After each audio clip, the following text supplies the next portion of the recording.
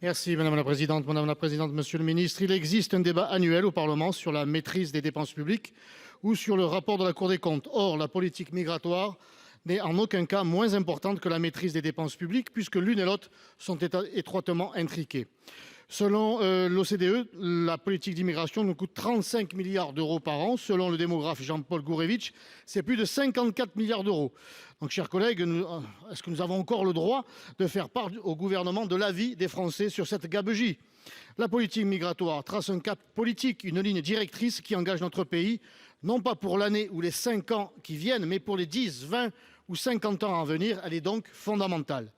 On se remet d'un déficit, on peut réduire les dépenses et augmenter les recettes, mais un peuple qui est altéré dans sa substance même ne peut pas fondamentalement revenir à sa forme d'origine.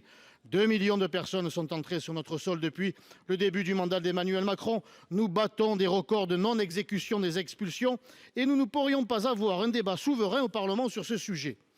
En 2019, après l'assassinat par un terroriste islamiste de 4 fonctionnaires de police à la préfecture de Paris, le président de la République lui-même s'était pourtant engagé à organiser une déclaration annuelle du gouvernement suivie d'un débat sur la politique migratoire de notre pays au Parlement, en application de l'article 50-1 de la Constitution.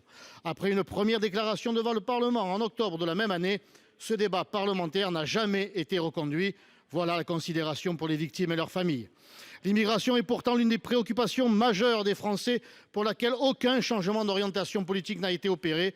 Pour rappel, la question migratoire n'a jamais été soumise à une consultation démocratique directe par voie référendaire, mais elle échappe également au contrôle indirect des parlementaires.